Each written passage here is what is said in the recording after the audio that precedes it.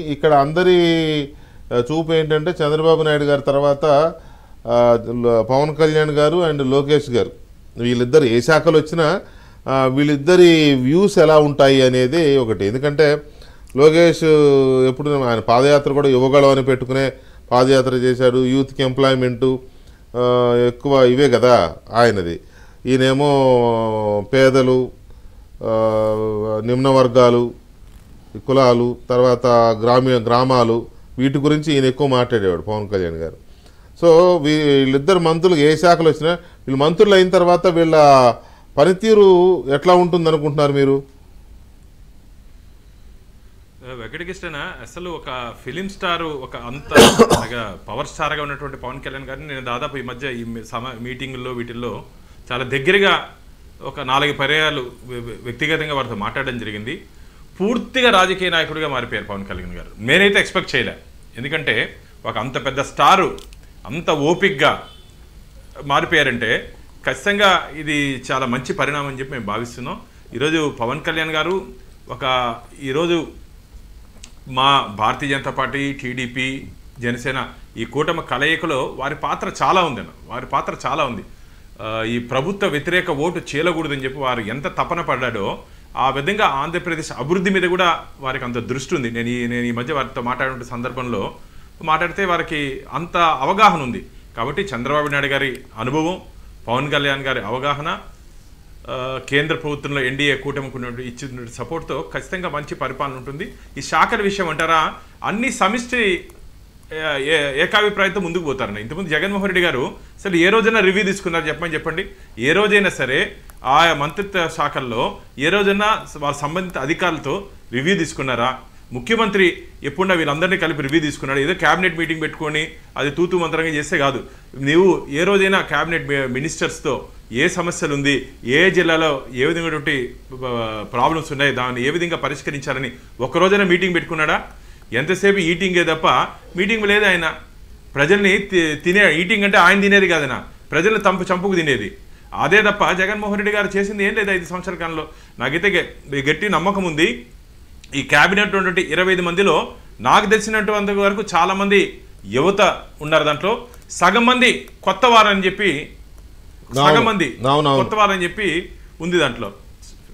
కాబట్టి ఈ పాత కొత్త కలయికతో మంచి పరిపాలన ఉంటుంది. మనం బాధపడాల్సిన అవసరం లేదన్న. ఇది జగన్మోహన్ రెడ్డి గారి పరిపాలన కాదు, అది అయిపోయింది. 5 సంవత్సరాల చీకటి రోజులు అవన్నీ అయిపోయింది ఆంధ్రప్రదేశ్కి. కాబట్టి మంచి రోజులు వస్తున్నాయి. కాబట్టి ఆంధ్రప్రదేశ్ ప్రజలకు మంచి జరుగుతుంది. పవన్ కళ్యాణ్ గారు మీరు చెప్పినట్టు ఏ శాఖ ఇచ్చినా సమర్థవంతంగా నిర్వహించగలరు వారు. ఎందుకంటే ఇది ఎక్కడ తగ్గాలో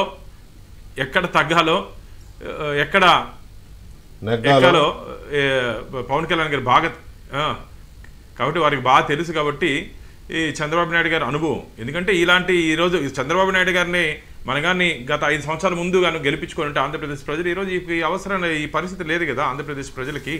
ఈరోజు అమరావతి రాజధాని పోయి చూస్తే ఏ విధంగా ఉందన్న మొత్తం పాడుపడిపోయింది. కొన్ని వేల కోట్లు మన డబ్బది, ప్రజాధనాన్ని దుర్వినియోగం చేశారు వ్యక్తిగత కక్షతో కేవలం ఒక సామాజిక వర్గాన్ని టార్గెట్ చేస్తూ. ఐఎమ్ సారీ టు సే, రాజకీయాల్లో కులాల ప్రస్తావన తేగకూడదు. కానీ జగన్మోహన్ రెడ్డి గారి ఆలోచన ప్రతీకారంతో పనిచేశారు. ప్రజల కోసం పనిచేయకుండా ప్రతీకారంతో పనిచేసిన కారణంగా ఈరోజు ఆంధ్రప్రదేశ్ రాష్ట్రానికి ఈ దౌర్భాగ్యం ఏర్పడింది. కానీ ఈ కష్టాల నుంచి, ఈ నష్టాల నుంచి ఖచ్చితంగా ఈ ఎన్డీఏ కూటమి, తెలుగుదేశం, బీజేపీ, జనసేన కూటమి మంచి ఆలోచనలతో మా అందరి ఆలోచన ఒకటే, ప్రజలు బాగుండాలి, ఆంధ్రప్రదేశ్ రాష్ట్రం ముందుకు పోవాలి.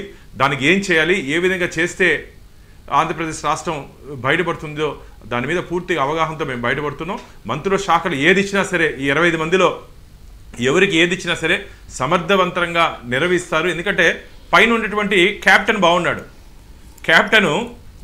మామూలుగా ఏదైనా టీంలో కాన్ఫిడెన్స్ రావాలంటే క్యాప్టెన్ మీద ఆధారపడతారు చాలా మంది, ఎందుకంటే వాళ్ళ ప్లానింగ్ కానీ అది కానీ ఏ విధంగా తీసుకుపోవాలో.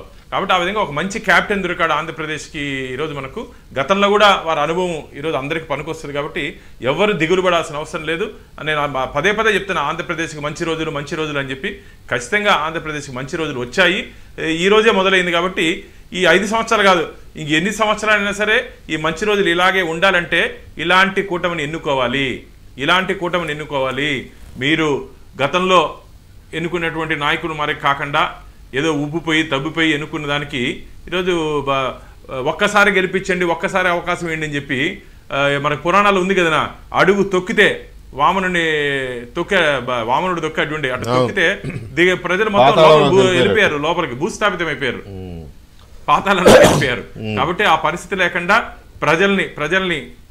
ప్రజల్ని ఎటువంటి ఇబ్బంది లేకుండా ఎన్డీఏ కూటమి పరిపాలిస్తుంది.